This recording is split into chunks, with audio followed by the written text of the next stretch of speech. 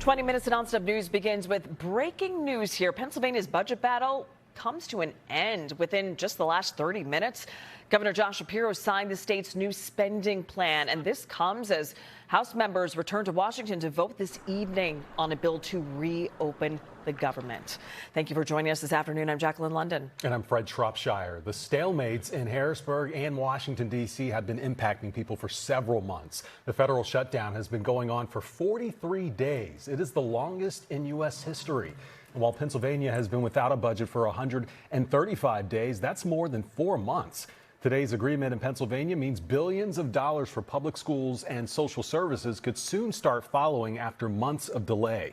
NBC 10 political reporter Lauren Mayk has been giving us updates on the Pennsylvania budget battle for several months now. But Lauren, today is the day we finally have a deal. Yeah, today's the day, Fred, 4.5 months after it was due. This budget was long overdue. Today, both the Senate and the House passed a budget and the governor signed it. Now, that in itself means some relief for school districts and pre-Ks and others waiting for money from the state. So let's take a look at what is in this budget agreement. It is a little more than $50 billion. That's a 4.7% increase from the previous year's budget. It's also smaller than the governor had proposed, but this was a compromise bill. It includes an increase in basic education and special education funding and $25 million for child care worker retention and recruitment.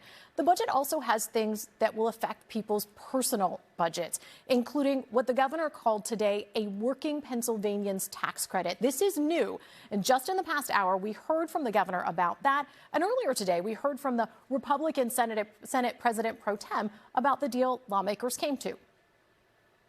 If you're a single mom with 3 kids who makes about $60,000 a year, you could get up to $805 back in your state tax break next year. And 940,000 Pennsylvanians will now qualify for this new tax cut, putting money back in people's pockets, particularly people who are working and trying to get by. This is a big, big deal. This budget will not raise taxes on Pennsylvanians. This budget will not raid our rainy day fund or the interest on the rainy day fund.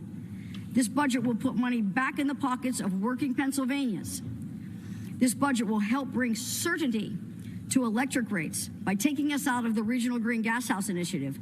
And this budget will help businesses get up and running quicker by building upon the permit reform we did last year.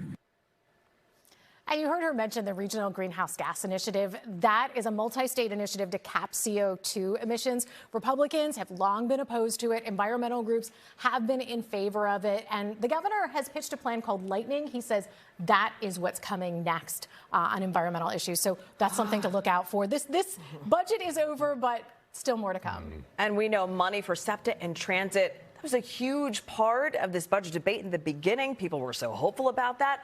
But no new funding there with all this? No, that got taken out of the conversation, remember, a little while ago. So no new transit funding. They had wanted something that was going to be secure, that would get recurring funding. That didn't happen. The governor, though, saying today that is still a big priority. And keep in mind, the next budget process is just a few months away. Oh, boy. Just getting through this. Here we are.